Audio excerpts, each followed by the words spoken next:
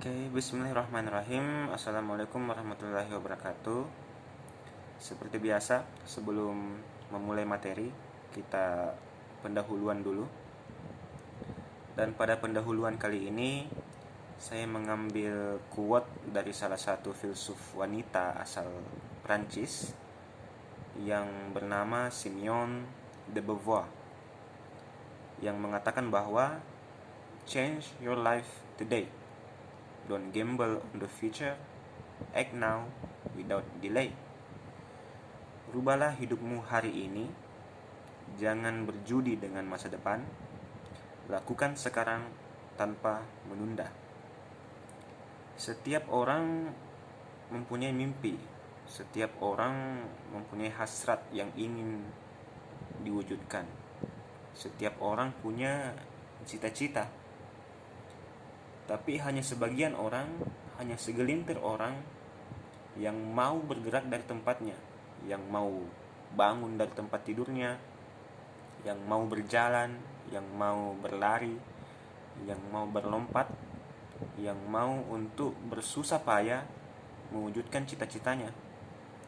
Dan orang-orang inilah yang nantinya akan betul-betul mewujudkan apa yang ingin dia capai. Maka dari itu, jangan pernah menunggu masa depan, tapi raihlah masa depan.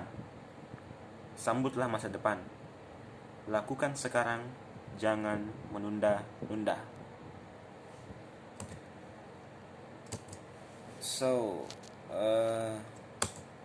pada materi kali ini kita akan membahas tentang aliran dalam filsafat. Ada banyak sekali sebenarnya aliran dalam filsafat pendidikan, tapi saya hanya ambil sebagian saja, karena beberapa aliran dalam filsafat itu sebenarnya sama dengan aliran-aliran lain. Jadi saya hanya mengambil beberapa yang menurut saya mempunyai aspek yang berbeda dengan aliran lainnya. Aliran filsafat pendidikan yang pertama yaitu progressivisme. Aliran ini merupakan suatu aliran yang berisi beragam data-data empiris atau informasi yang teoritis yang dapat memberikan kita analisis pertimbangan dalam pembuatan kesimpulan. Pembuatan kesimpulan ini tentu saja menuju pada pemilihan alternatif yang paling memungkinkan untuk pemecahan masalah yang sedang kita hadapi. Nah, ada beberapa kelebihan dari aliran ini. Pertama, siswa atau mahasiswa akan diberikan kesempatan untuk mengembangkan bakat dan kemampuannya. Kedua, siswa atau mahasiswa diberikan kesempatan untuk bebas dalam mengemukakan pendapatnya. Ketiga, peserta didik, siswa ataupun mahasiswa akan belajar untuk mencari tahu sendiri jawaban dari masalah atau pertanyaan yang timbul di awal pembelajaran. Kemudian yang keempat,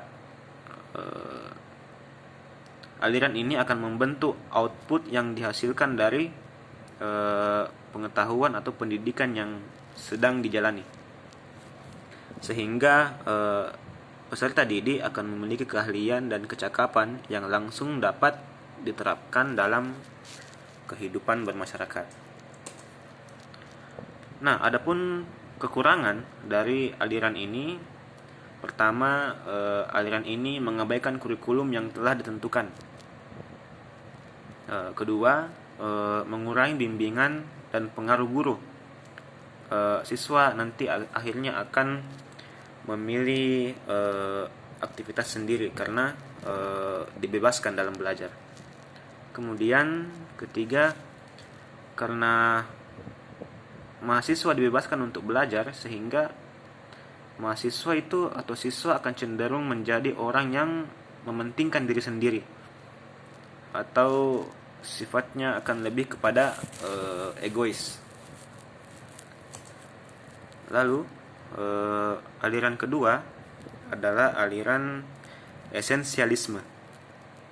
Nah, pada aliran ini pendidikan didasarkan pada nilai-nilai kebudayaan atau metode-metode atau kurikulum yang sudah ada sejak zaman dulu atau yang sudah ada dari masa lampau. Karena menurut aliran ini, pendidikan itu harus berpijak pada nilai-nilai yang jelas dan juga sesuatu yang sifatnya statis atau tidak berubah. Nah, adapun kelebihan dari aliran ini, pertama karena kurikulum yang digunakan atau metode yang digunakan sudah ada pada masa lampau, sehingga mahasiswa atau siswa ataupun peserta didik akhirnya akan berpijak pada nilai-nilai yang memiliki kejelasan dan pengetahuan-pengetahuan yang lebih stabil. Adapun kekurangannya itu akhirnya pada aliran ini peran seorang guru akan terlalu dominan. Nah, yang ketiga ada aliran rekonstrusionisme, yaitu suatu aliran yang berusaha untuk merombak tata susunan lama, merombak kurikulum lama, merombak metode-metode lama, dan membangun tata susunan yang baru yang bercorak lebih modern. Adapun kelebihan dari aliran ini, pertama itu guru atau pengajar bukan satu-satunya sumber belajar dari siswa atau mahasiswa. Pembelajaran akan lebih efektif dan kreatif. Kemudian mahasiswa atau siswa akan dituntut untuk memikirkan sebuah gagasan dan dituntut untuk dapat mengidentifikasi perubahan dari gagasan-gagasan atau metode-metode yang mereka ciptakan.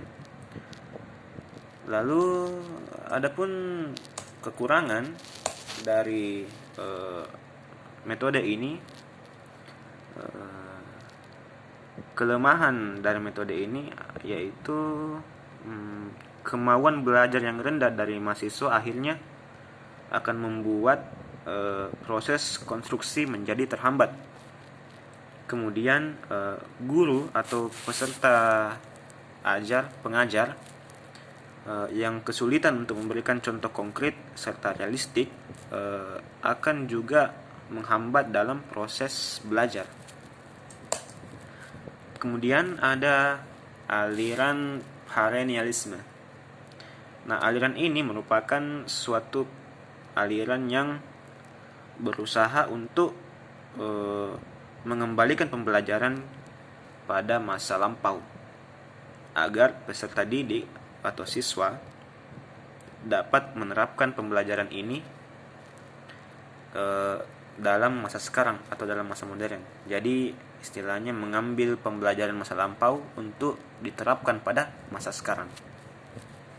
Adapun kelebihan dari aliran ini, aliran ini itu akan mengangkat kembali nilai-nilai pandangan atau nilai-nilai pembelajaran pada zaman lampau, pada zaman